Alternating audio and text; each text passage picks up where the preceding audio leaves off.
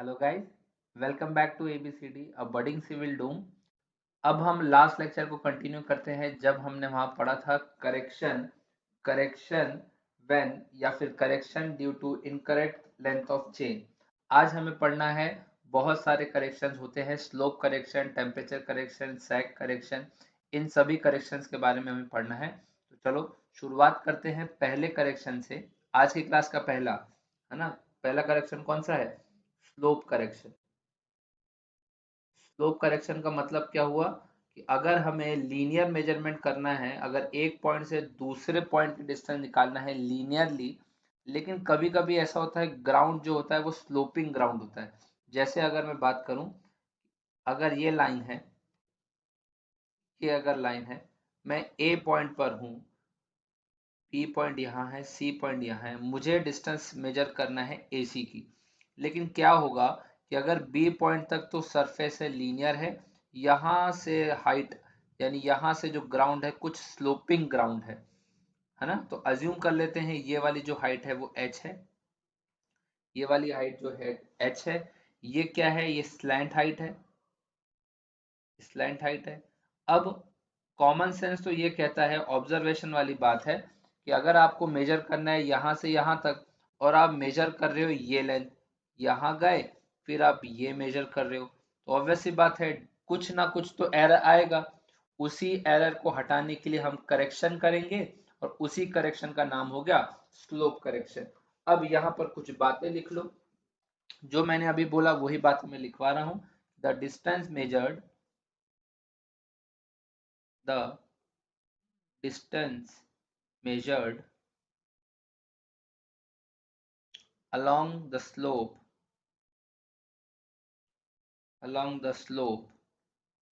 is always, common sense, is always greater than the horizontal distance, greater than the horizontal distance between the points। ठीक है, ए और B के बीच में जो horizontal distance होगी, जो हम स्लोपिंग एरिया के अकॉर्डिंग, स्लोपिंग एरिया के करस्पॉन्डिंग जो डिस्टेंस मेजर करेंगे, वो ऑब्वियस सी बात है ज्यादा ही होनी है। Therefore therefore if distance if distance is measured if distance is measured on slope, it must be it must be immediately immediately reduced to its corresponding horizontal distance, corresponding horizontal distance। ठीक है, ये वही बात जो हम पहले कर चुके हैं, है ना। उसी को हमने स्टेटमेंट वाले फॉर्म में लिख लिया है। अब देखो हम निकालेंगे कैसे, कैसे आइडेंटिफाई करेंगे करेक्शन क्या होगा, एरर क्या होगा। अब समझते हैं इस चीज को।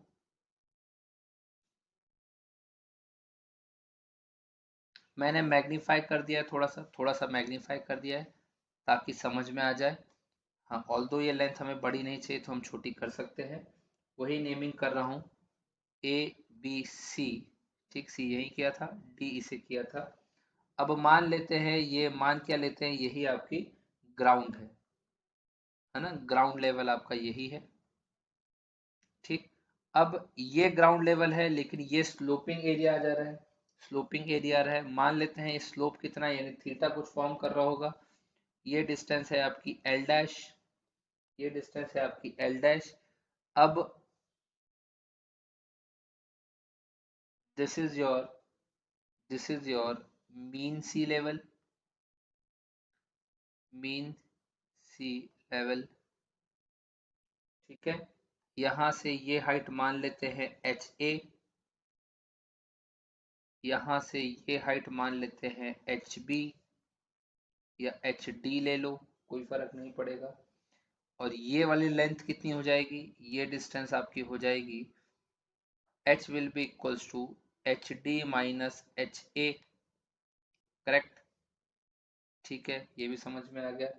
व्हाट नेक्स्ट, ये वाली लेंथ है, मान लेते हैं हॉरिजॉन्टल लेंथ है l, हॉरिजॉन्टल लेंथ है l, स्लैंट हाइट है या स्लैंट लेंथ है आपकी l डैश।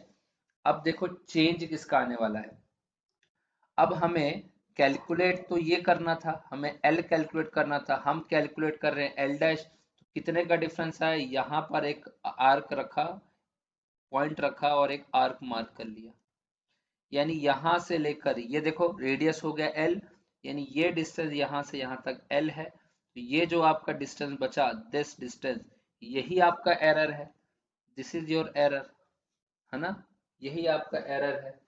अब हमें करना क्या है, हमें तो करेक्शन निकालना है। तो slope correction will be equals to, slope correction will be equals to true value, true value minus measured value. Formula आपको पहले भी बता चुका हूं, मेजर्ड वैल्यू। अब ध्यान से समझना, ट्रू वैल्यू का मतलब क्या है, करेक्ट लेंथ जो आनी चाहिए वो l आना चाहिए, यानी ये लिखा हुआ है l minus L dash, l minus L dash लिखा हुआ है। तो ये हुआ l minus L dash, l minus L dash. अब यहाँ अंडरस्टूड है by common sense, by observation, l dash is always greater than l, l dash तो बड़ा ही आएगा। इसका मतलब क्या हुआ, जो करेक्शन और स्लोप है वो पॉजिटिव आएगा या निगेटिव, वो निगेटिव करेक्शन आएगा। ऑब्वियस सी बात है निगेटिव आना चाहिए, क्योंकि एल डैश जो है वो ज्यादा होगी। अब यहाँ समझ में आ गया कि करेक्शन और स्लोप इज ऑलवेज निगेटिव, हमेशा ही निगेटिव आएगा ना, क्योंकि हमेशा ही स्लैंट हाइट जो है वो हॉरिजॉन्टल हाइट से तो या स्लैंट डिस्टेंस जो है वो हॉरिजॉन्टल डिस्टेंस से हमेशा बड़ा होगा, इसलिए करेक्शन और स्लोप जो होगा वो निगेटिव होगा। ठीक है, समझ पाए ये बात। चलो यहाँ पर अगर करेक्शन निगेटिव है तो मुझे बता दो कि एरर क्या होगा, पॉजिटिव या कुछ भी नहीं, एरर पॉजिटिव होगा।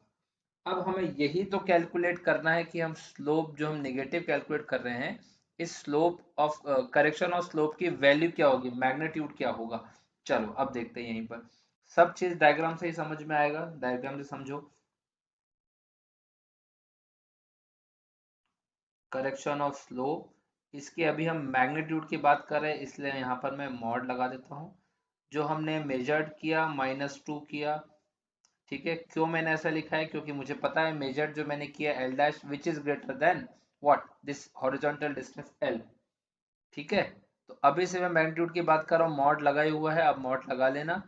L dash minus L, L देखो क्या है, एल ये है। अब एल डैश तो हम मेजर करेंगे, ये तो हम मेजर करेंगे ही नहीं, एल थोड़ी हमें पता है। तो अब हम कोशिश करेंगे कि इस एल को in terms of L dash लिखने की। कैसे करोगे कोशिश, क्या यहाँ पे मैं बोल सकता हूँ कि ये एक राइट एंगल ट्राइंगल है, by Pythagoras theorem we can say that L will be equals to root of L dash square minus H square. यहाँ तक बात ठीक है, यहाँ तक बात ठीक है, जिसे हम लिख सकते हैं magnitude of correction of slope will be equals to L dash minus L dash whole square minus h square whole to the power 1/2। याद रखना यही एग्जैक्ट रिलेशन है, यही एग्जैक्ट रिलेशन है। ठीक है, ये एग्जैक्ट रिलेशन है, इसी से सब आंसर आता है। लेकिन अब हम यहाँ पर बाइनोमियल अप्रोक्सीमेशन लगाने वाले हैं, क्योंकि बार बार हमें यहाँ कैलकुलेट करना पड़ेगा, तो हम कोशिश ये करेंगे कि अप्रोक्सीमेट वैल्यू निकाल देते हैं using binomial, using binomial approximation. अब ये बाइनोमियल अप्रोक्सीमेशन क्या है, इसका मैं एक अलग वीडियो बना दूंगा, तो वहां पर आप एक बार चेक कर लेना। अप्रोक्सीमेशन, बाइनोमियल अप्रोक्सीमेशन, ठीक है। अब देखो यहाँ, यहाँ देखो स्लोप करेक्शन का मैग्नीट्यूड की बात हम कर रहे हैं, एल डैश। अगर मैं यहाँ पर बाइनोमियल एक्सपांशन लगाता हूँ, तो पहले तो मैं एल डैश कॉमन ले लेता हूँ, तो 1 minus H upon L dash का होल स्क्वायर आ जाएगा, और उसकी पावर 1/2। यहाँ लगाते जाओ, लगाते जाओ, जरूरत नहीं है, फिर भी मैं यहाँ पर आपको बता देता हूँ क्या आएगा। -1/(1 - h²/L' फिर आएगा -(h⁴)(8L1/4) यहाँ पर 2 आएगा। फिर उसके बाद आगे आप करते जाओगे, लेकिन हमें कोई फर्क पड़ता नहीं है। रीजन उसका ये है, उसका रीजन ये है कि अब देखो ये h जो है, ये h मुझे बताओ, क्या ये L डैश के कंपैरिजन में बहुत छोटा नहीं होगा? बहुत छोटा नहीं होगा। As h is very very very smaller than L dash, L dash से बहुत छोटा होगा। यानी जब भी हम h⁴ या हायर पावर्स की बात करेंगे, सभी को हम निग्लेक्ट कर देंगे या टेंडिंग टू जीरो वैल्यू, इसलिए हम उसे लेंगे नहीं। यहाँ अगर आप इसे सॉल्व करते हो तो L dash cancel, you will get h² by 2 times of L dash, which is nothing but slope correction का मैग्नीट्यूड। ये क्या है? मैग्नीट्यूड है। स्लोप करेक्शन का मैग्नीट्यूड आपने निकाल लिया, ठीक है।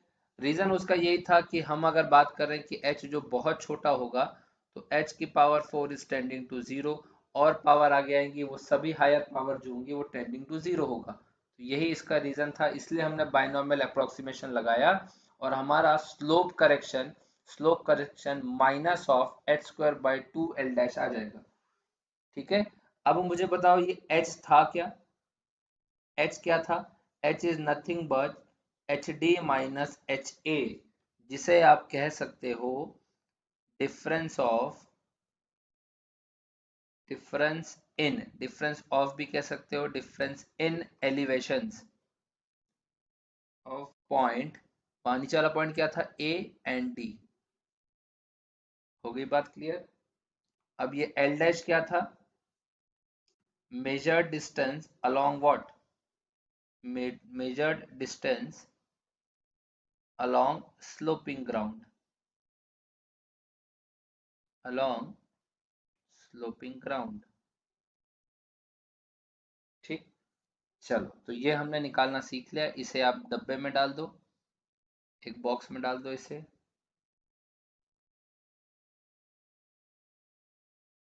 ठीक, यहां पर एक नोट की बात लिखो, जो इंपॉर्टेंट बात है वो लिखो। नोट की बात ये है, क्या हम हमेशा ही स्लोप करेक्शन करेंगे, या इसका भी कोई क्राइटेरिया है कि अब करना चाहिए अब नहीं करना चाहिए? तो ये लिख लो, usually slope correction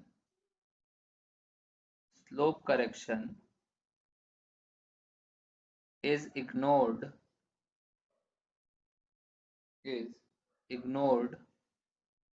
if angle of slope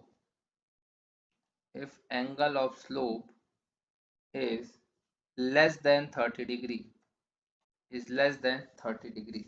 अगर ऐसा होता है लेस देन 30 डिग्री है, तो अगर आप स्लोप करेक्शन नहीं भी लोगे तो भी आपका सही आंसर आएगा। क्योंकि लेस देन 30 डिग्री में जब आप पूरी चीजें कैलकुलेट करोगे, बस स्टैंडर्ड डेफिनेशन से कैलकुलेट करोगे, ट्रिग्नोमेट्री भी लगा सकते हो, वहां से कैलकुलेट करोगे तो इतनी छोटी आएगी तो कि आपके एक्चुअल आंसर को ज्यादा वेरी नहीं करेगा वो, ठीक है। हाँ, तो थर्ड वाला हो गया, मतलब सेकंड वाला हो गया। अब थर्ड वाले पे आ जाओ, टेम्परेचर करेक्शन।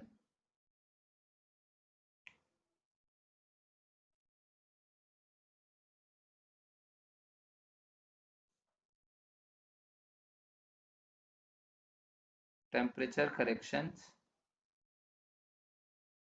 यहां समझना बात को, कि अब ये तो पहले समझा दीजिए सर कि टेम्परेचर की वजह से कुछ चेंज आएगा भी कि नहीं आएगा। ऐसा है कि जो चेन बनती है वो किससे बनती है? मेटल से बनती है, आयरन से बनती है। तो उन सभी का थर्मल एक्सपांशन होता है, हर मटेरियल का थर्मल एक्सपांशन होता है, यानी उनका थर्मल एक्सपांशन कोफिशिएंट होता है। तो जैसे ही टेम्परेचर में थोड़ा सा वेरिएशन आता है, तो वो क्या होता है, जो इलोंगेशन होने लगती है चेन की। क्योंकि जो आपका मटेरियल है, जो मेटल है, वो एक्सपांड करता है। मेटल अगर एक्सपांड करता है तो वो थोड़ा सा इलोंगेट होगी चेन, तो यानी टेम्परेचर का भी कुछ ना कुछ इफेक्ट तो पड़ ही रहा है। तो यहाँ देखो, temperature affects the change in length of chain.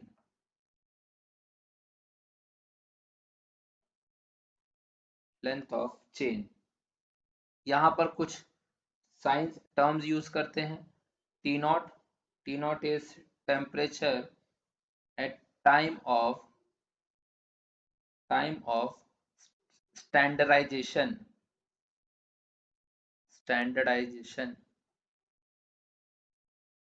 यानी जब वो चेन बनाया गया था उस समय क्या लिया था टेम्परेचर, वो आप कर लो. या फिर टीएम भी एक टर्म है,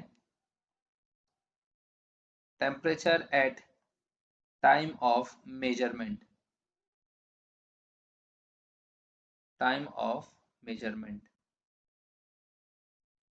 ठीक है, ये दोनों टर्म्स यहाँ यूज होने वाली हैं, T0 और TM.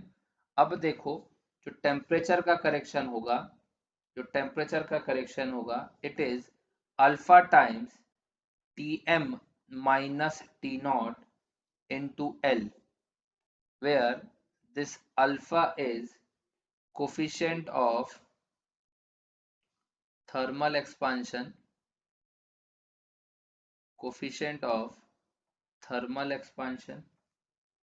ये क्या है भाई, L क्या है, ये मेजर्ड लेंथ है.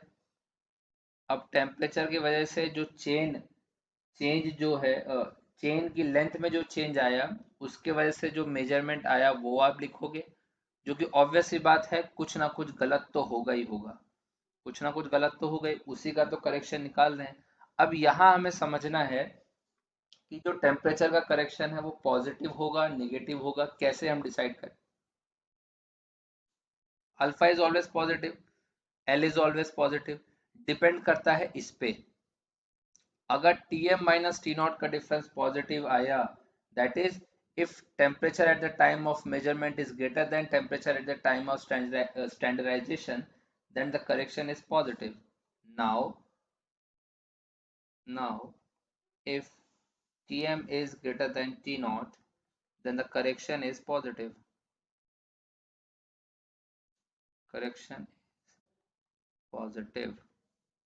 And if Tm is less than T0, correction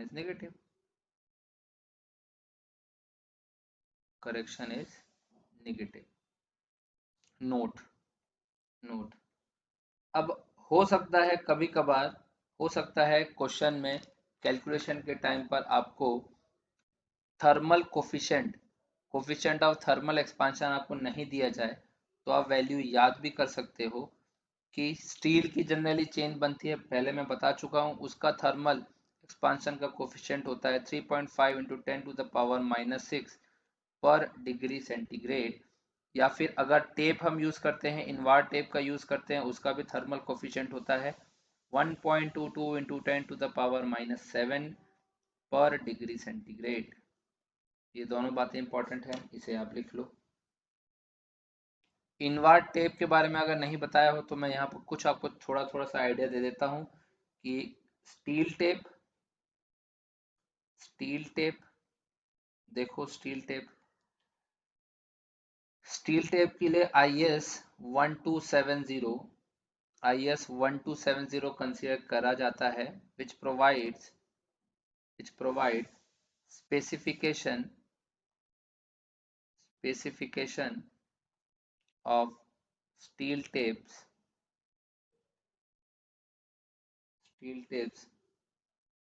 generally जो स्टील टेप होते हैं उसकी जो विड्थ होती है वो 6 mm से 13 mm के बीच में होती है, और कभी कभी समटाइम्स 16 mm भी ले लिया जाता है. समटाइम्स 16 mm इंटरव्यू का पार्ट है, इनकेस अगर वो आपसे पूछता है तो आप बता सकते हो. थिकनेस टेप की 0.15 mm या फिर 0.2 mm या फिर कभी कभी 0.4 mm भी ले लिया जाता है. ठीक, अब एक्यूरेसी की बात कर लेते हैं. एक्यूरेसी का मतलब हुआ कि ये जो स्टील टेप है कितने प्रिसीजन से मेजरमेंट कर सकता है। तो ये हो गया कि accuracy of steel tape will be 1 in 2000, 1 in 2000. Next is invertapes.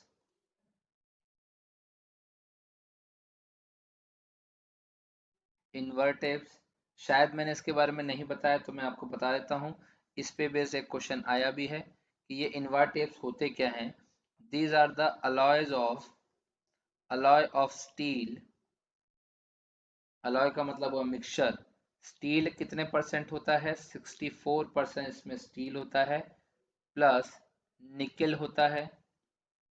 कितना परसेंट निकेल होता है? It is 36%। 36% इसमें निकेल होता है, 64% स्टील होता है। What next? It has low or very low coefficient of thermal expansion.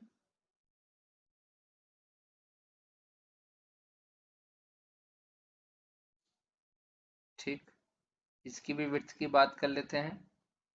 6 mm wide,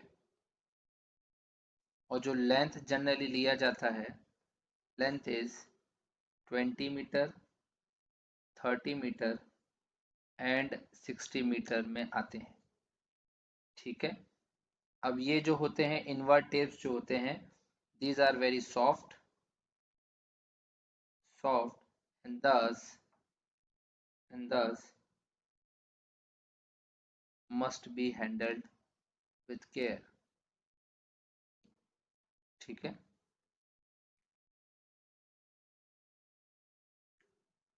चलो ये वाला भी हो गया, टेम्परेचर करेक्शन भी हो गया। अब आ जाओ फोर्थ में।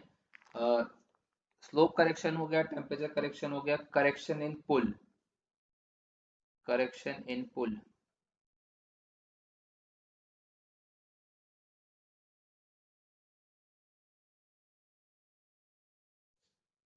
करेक्शन इन पुल, पुल और टेंशन।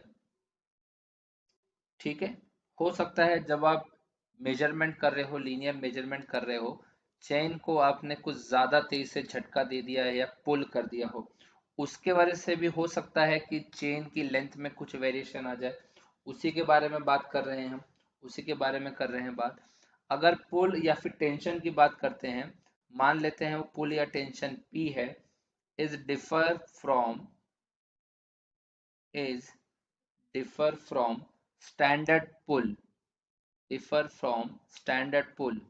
जिस पुल पे उसे बनाया गया था, जिस पुल के हिसाब से उसे बनाया गया था, उससे अगर कुछ चेंज होता है, at which standard pull at which the tape was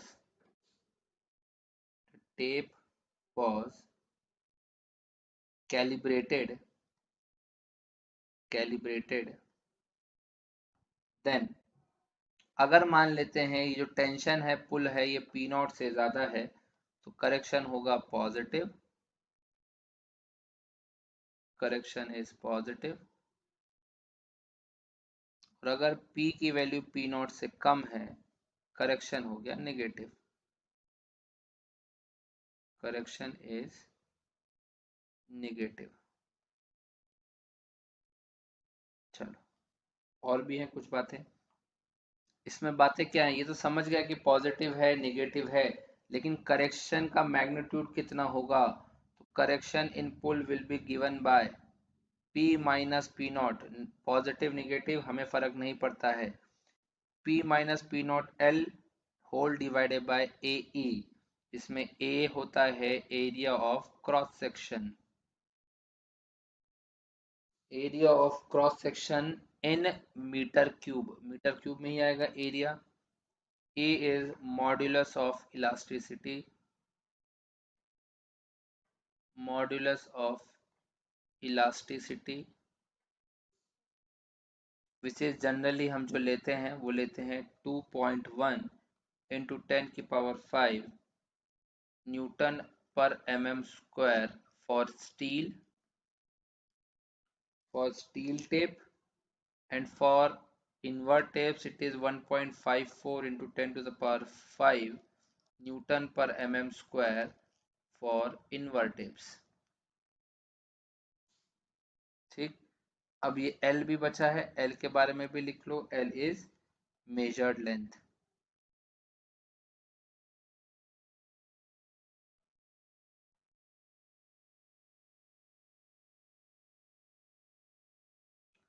अब इसमें एक इम्पॉर्टेंट पॉइंट होता है जो मैं आपको लिखवा देता हूँ। जनरली जब हम टेप से मेजरमेंट करते हैं, जनरली हम टेप से या चेन से मेजरमेंट करते हैं, तो जब हम फील्ड में कुछ काम करते हैं, तो जो पुल होता है, जिससे आप टेप को खींचोगे या चेन को खींचोगे, उसे हम generally 20 times the weight of tape से कम रखा जाता है ना। तो ये पॉइंट आप लिख लो, ये हो सकता है इंटरव्यू में कभी आपसे पूछ ले। The pull applied in field should be less than 20 times the weight of tape।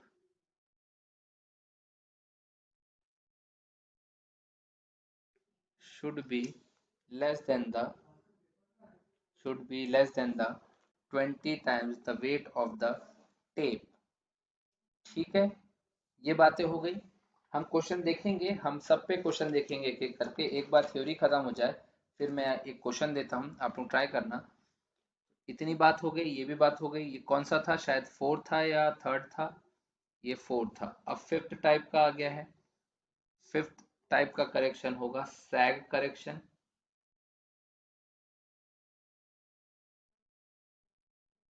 Sag correction sag correction का मतलब क्या है कि सैग का मतलब है, अगर ये मान लेते हैं ये चेन है या टेप है, ये फुली टेंशन्ड है, एकदम स्ट्रेट है, जैसे जैसे आप मेजरमेंट कर रहे हो आपने देखा होगा थोड़ा थोड़ा सा इसमें सैग आने लगता है, थोड़ा थोड़ा सा सैग आने लगता है। इसी सैग की वजह से जो आप डिस्टेंस मेजर करना चाह रहे थे उससे ज्यादा आएगा। मान लीजिए ये 10 मीटर आना होगा, अब थोड़ा सा सैग आ गया तो यहाँ पर जो आप रीडिंग लोगे हो सकता है वो 10.5 मीटर आ जाए, हो सकता है। तो उसी करेक्शन के बारे में हम बात करेंगे, which is called sag correction. ऐसे नहीं, इसे ऐसे बनाते हैं। तो यहाँ पर मान लीजिए आपने पुल लगाया P, इधर भी लगा है आपका पुल P। ये एक्चुअल होनी चाहिए, जो डॉटेड लाइन है ये एक्चुअल ऐसा होना चाहिए, लेकिन होता है सैग जैसा। ये जितना सैग आया उसे हम H से डिनोट कर रहे हैं, और ये जो लेंथ है इसे हम L से डिनोट कर रहे हैं। यही तो आप मेजर करोगे, और जो डिस्टेंस होगी वो D होगी।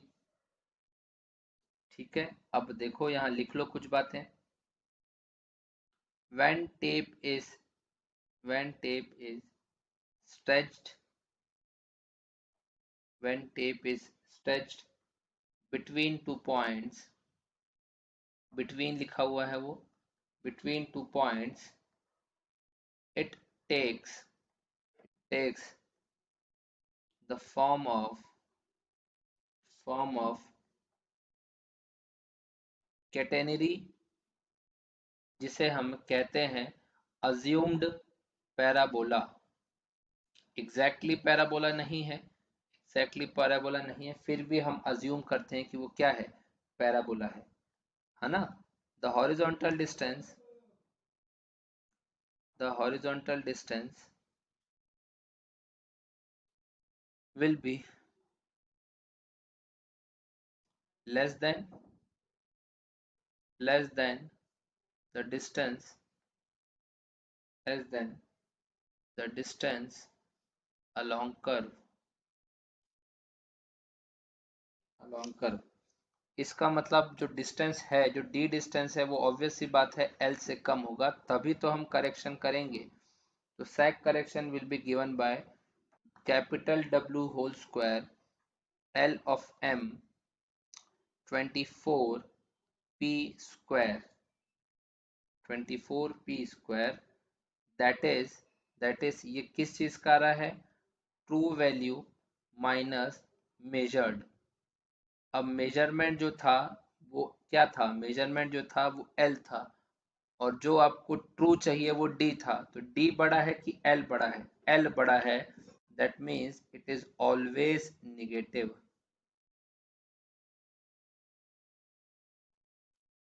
As always as measured value is greater than true। ठीक है इतनी बात।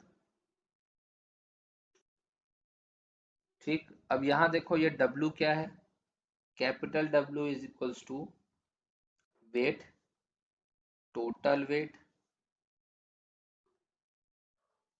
Total weight between this is A and this is B, total weight between AB,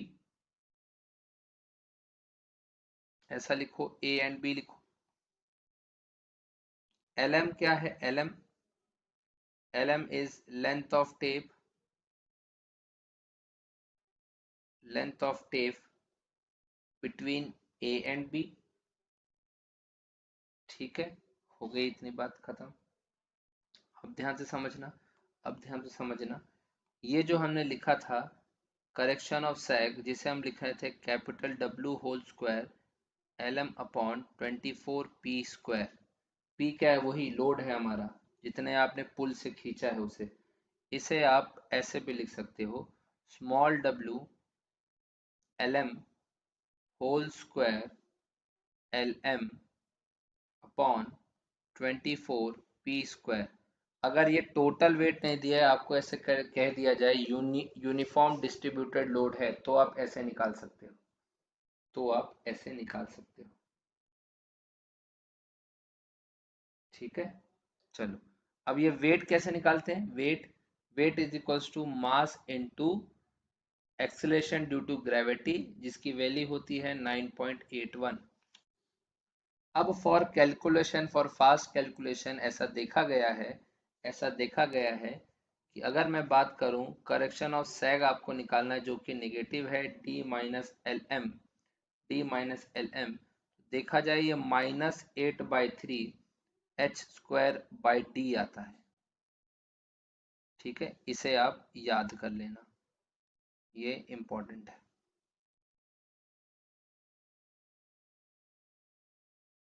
TBR का मतलब टू बी रिमेंबर, TBR का मतलब टू बी रिमेंबर। ठीक है, अब समझो ध्यान से, अब समझो एक और चीज, एक और बात बताता हूँ आपको।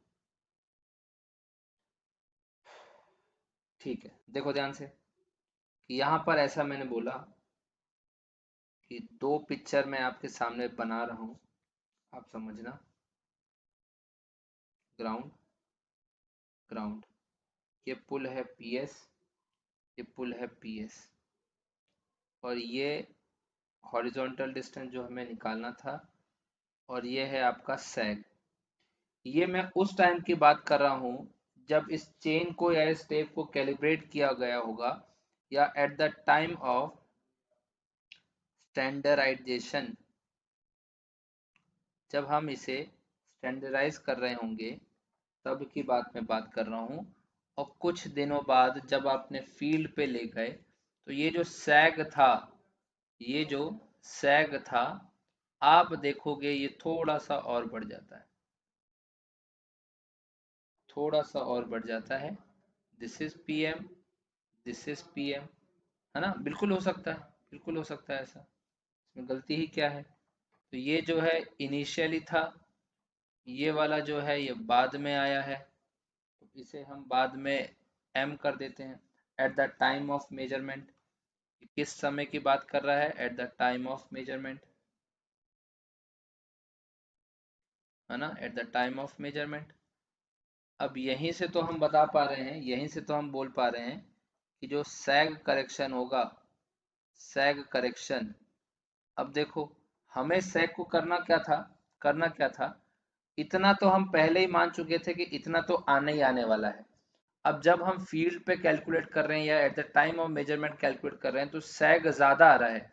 अब सैग ज्यादा आ रहा है, हमें चाहिए था एस, हमें ये कम करना पड़ेगा ना, इसे तो हमें रिमूव करना है। इसीलिए हम रिमूव कैसे करेंगे, माइनस से करते हो, तभी तो यहाँ सैग करेक्शन नेगेटिव आता है, तभी तो यहाँ पर सैग करेक्शन नेगेटिव आता है। तो sag correction for standard pull, sag correction for standard pull, PS का मतलब स्टैंडर्ड पुल था, this is standard pull. PM का मतलब था pull at the time of measurement, at the time of measurement, ठीक है। Minus, minus sag correction, sag correction at measured pull, ठीक। अगर यहां से sag correction at the time of measurement is greater than sag correction at the time of standardization, then the sag correction is positive. Sag correction is positive. सब बातें बताऊंगा बेटा, question में कैसे अप्लाई करना है ये भी मैं आपको बताऊंगा, थोड़ा सा वेट करो। अगर standard sag correction at the time of measurement is less than sag correction at the time of standardization, then sag correction will be negative.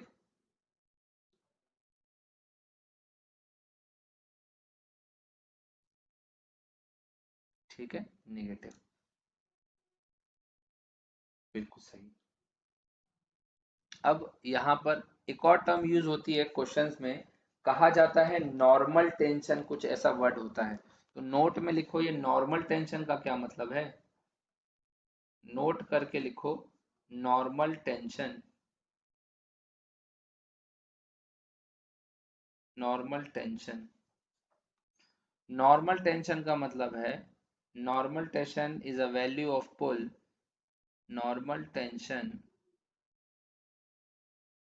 is a value of pull, value of pull corresponding to which, corresponding to which positive pull correction, positive pull correction become exactly same as negative sag correction,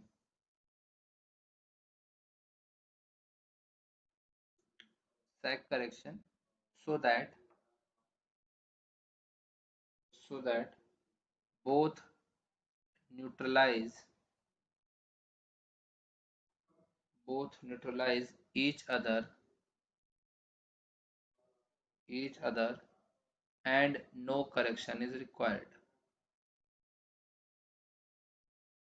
no correction is required, ठीक है। तो normal tension कैसा वाला tension होता है, ये वैसा वाला टेंशन होता है या वैसा वाला पुल होता है जहां पर positive, positive pull correction is exactly equals to negative sag correction, ताकि दोनों करेक्शन न्यूट्रलाइज हो जाए, दोनों कैंसिल हो जाए, आंसर 0 आ जाए, ठीक है। अब ये इसे कैलकुलेट कैसे करेंगे, ये भी तो हमें कैलकुलेट करना है, ठीक। मान लेते हैं पीएम जो है वो क्या है, नॉर्मल टेंशन और पुल, नॉर्मल टेंशन और पुल ये है। तो अब यहाँ पर हमने बताया था कि positive correction of pull is exactly equals to negative correction of sag, negative correction of sag दोनों बराबर हो जाएं, दोनों बराबर हो जाएं, ताकि overall correction from these two pull correction and sag correction will be equals to 0। कैसे लिखा था इसे, इसे लिखा था P minus P naught into LM whole divided by AE which is nothing but w whole square lm upon 24p m लिखा है क्या, चलो इसे m की जगह n कर लो, थोड़ा सा समझ में आएगा। ये m नहीं है, ये नॉर्मल टेंशन है n, यहाँ होल स्क्वायर। ये अभी अगर आप चेक करोगे एक क्यूबिक इक्वेशन होगी जिसे फाइनली सॉल्व करके कुछ आंसर ऐसा आता है जिसे आपको याद करना पड़ेगा, जरूरी है, कभी कभी पूछ सकता है। ठीक है, w root of A E whole divided by root of P N minus P nought. ठीक है, पूछता नहीं है, हमेशा वो क्वेश्चन में दे देगा, लेकिन अगर पूछा जाए या तो आप ये एक्सप्रेशन से फाइनली आंसर निकालो या तो आप डायरेक्टली याद कर सकते हो। मेरा सजेशन ये रहेगा कि आप ये एक्सप्रेशन याद रखो। 0.24 ज़्यादा कितना टाइम लगेगा, 30-40 सेकंड एक्स्ट्रा लगेगा, बाकी इतना तो आप मैनेज कर ही सकते हो। तो आज हमने कितना देख लिया, हम कहाँ तक पहुँच गए हैं, कौन सा नंबर करेक्शन था, अरे कितना ऊपर है, 5th नंबर करेक्शन है। आज हमने 5th तक पढ़ लिया, एक हम पहले पढ़ चुके थे और हमने आज इतना कर लिया, यानी 2nd, 3rd, 4th, 5th 4 हमने करेक्शन देख लिए। अभी और भी करेक्शन बचे हुए हैं, reduction to means level, mean sea level, ये भी एक टाइप का करेक्शन होता है, ये भी बचा हुआ है ना, कुछ क्वेश्चन भी बचे हुए हैं, वो हम नेक्स्ट क्लास में कर लेंगे। अब तक के लिए जितना हम पढ़ चुके हैं उतना रिवाइज करते रहो। ठीक है, अगली क्लास में हम लोग क्वेश्चन सॉल्व कर लेंगे। ठीक है, चलो फिर ठीक है।